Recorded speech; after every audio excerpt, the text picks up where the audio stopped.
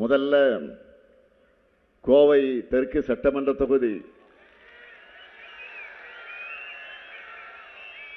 நமது வெல்லும் வேட்பாளர் வி. செந்தில் பாலாஜி அவர்கள்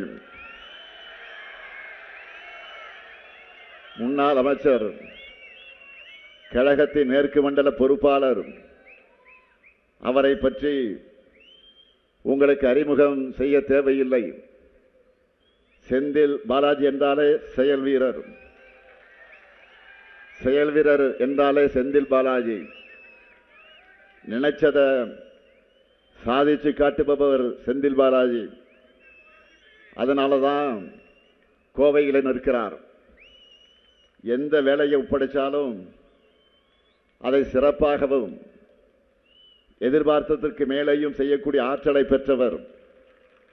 அவருக்கு நீங்கள் எல்லாம் உதயசூரியன் சின்னத்தில் உங்களுடைய பொன்னான வாக்குகளை அளிக்கணும்.